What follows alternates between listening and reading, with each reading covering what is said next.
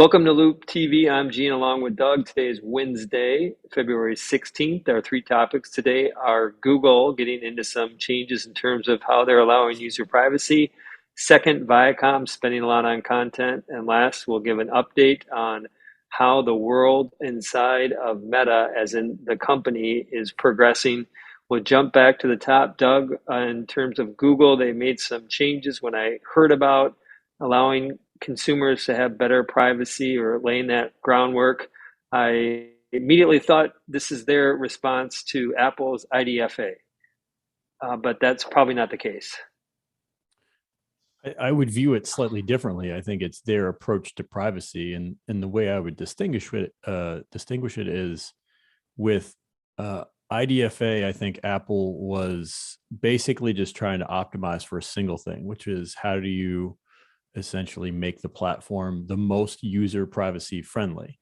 And I don't think they spent as much time thinking about how does that affect the ad industry that sort of underlies that question. With Google, I think, and they kind of talk about this in the post where they announce what's called Sandbox, which is their new privacy initiative. They talk about trying to balance the desire for users to have privacy and some control over their data, but also the reality that so much of the content that we enjoy for free does rely on ad dollars, and most people don't want to lose that content. And a lot of the businesses, small businesses in particular, rely on ads to sell their products online. And so what they want to do, I think, is try to help people feel better about where their data is being used, but also make sure that the industries, the publishers, and the advertisers that leverage that data are still able to reach consumers effectively.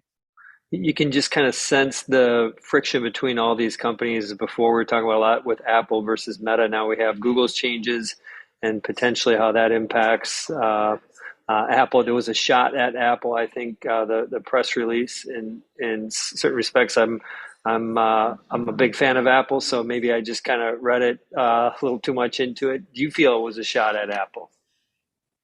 I think it was certainly directed at Apple. I mean, they basically say that they're going to intentionally work with the industry. And let's see if I can find the quote. The bottom line was they're saying that, essentially we could have done this a different way, implying the way that Apple did it.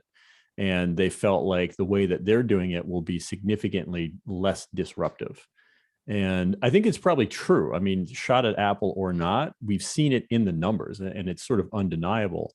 Facebook, has talked about it. They had a revenue challenge from IDFA. Snap talked about it a quarter ago. So it certainly has kind of made its way through the industry. And I think the bottom line for me with Google is I don't expect to see a major, if any, effect on the ad ecosystem as they begin to roll this out. They've talked about a beta by the end of the year. I don't think we're going to see the same effect that we saw from IDFA on the broader industry. So we're still a year plus out before consumers presumably will be given that same option that Apple's given users. Yeah, and just to be clear, it may not be the same exact option. I don't think we Right. know exactly what the mechanism of delivery will be, where with Apple, you have a very clear, ask this app not to track me kind of built into every app now. It kind of has yet to be seen what exactly the mechanism looked like from I Google. guess, if you don't pick sides, maybe just read the biggest headline here. It's privacy is taking a step forward, or at least the bigger tech companies are trying to prioritize that. So That's right. good job, Google. Move on to our next topic. Something that's taken a lot of steps forward over the last decade is content. I go back to that 1995 report that I worked on, Content is King. It's never more true than today. Viacom had some news. You want to fill us in? Viacom is spending up to $6 billion in content by 2024. They're going to spend about, I think, $2 billion this past year. So talk about, a 3x increase basically over the next 3 years. And it's significant because if you put it in the context of Netflix spent about 17 billion last year. So they're kind of inching their way up to be as big as, a third as big as Netflix. And if you kind of add in Paramount, or sorry, if you add in Peacock, one of the other big kind of emerging streaming providers, they've talked about plans to spend 3 going to 5. And so the bottom line is content, I think we're kind of all realizing it is the basis for this streaming industry. And all these companies now feel like they're in a rush to try to build out their content libraries and be compelling enough to be part of consumers' wallets. This is a rush towards content. It makes sense that Viacom, Netflix, Apple is going this direction. But ultimately, we've learned a little bit on this last earnings period in terms of what's happened with attention businesses. Look what happened with Facebook and Netflix, and even with Roblox. It's been quite sobering to see what happens with the attention economy. And so my question is yes, there's this content race that's going on, but ultimately, to what end? And is it a good, are they creating good businesses, or is this just a grind between all of them to try to nickel and dime our minutes? I think if you think about the attention industry broadly, you can win in one of two ways. Either you have to go mass market and just have absolute massive reach, which I think is what Netflix has really succeeded in doing, trying to build out a really broad content base that appeals to a really broad subset of users. Or you can build a more niche business that's focused on specific kind of passion areas for users, and you really focus in on a narrower audience that is probably willing to pay more for the content because it resonates with them better. And to me, if you think about those two extremes, if you're in the middle, you sort of are dead, right? Like you're going to spend a lot on content, but you probably won't build a big enough base to justify the ongoing investment. So that's really where you can't be. And I think that's what we're kind of seeing maybe now, and it'll play out in the next couple of years with Paramount, with Peacock. Disney Plus feels like maybe they've kind of gotten to that Netflix end because they have such great content to begin with.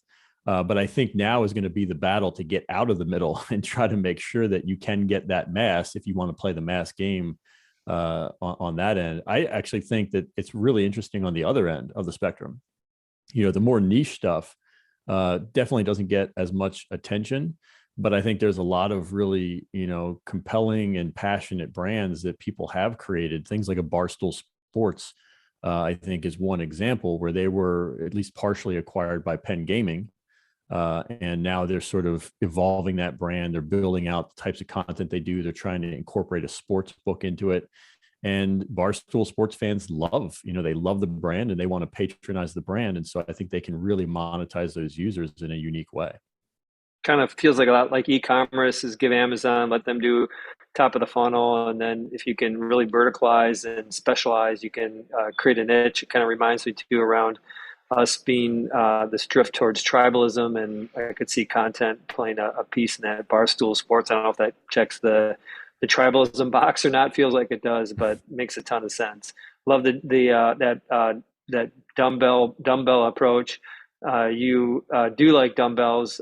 You're a power lifter. We won't go there right now, but we're going to finish with something on Meta. Mark Zuckerberg, I feel like he just can't win here. He comes up with, I think, some fun language internally for people to refer to themselves as Metamates, similar to when Google started calling their employees Googlers. That stuck. Two questions here. Do you think Metamates will stick? Do you think we'll be on earnings calls 2 years from now and Zuckerberg will be thanking the Metamates? And second is, do you think this is just another example of him just getting a lot of heat for nothing, and just another example of why the world just seems to be against Facebook? Loup, by the way, is an investor in Facebook. Yeah. I hope we're not talking about it on earnings calls in 2 years. I don't know if we will or won't be, but I would vote if I had my choice that we're not. He's not going to say like, "Thank you for a great quarter, Metamates." Well, I don't know. I'm saying I hope he doesn't. Hope not. Okay. I hope that that's not the way we go with I it. don't think it's going to happen We'll either. see. Yeah, it feels a little over the top. I mean, the reason it's news is because it's silly, and silly things make the news, especially when they involve big companies. I think it is. I mean, there's not another word I could use other than silly to maybe appropriately describe how I feel about this being in the news today. It's a total non-event, totally irrelevant. Well, it found its proper place in our toy department, and Right. that was a good way to close. On behalf of Doug, Gene, and Loop TV, bye for now.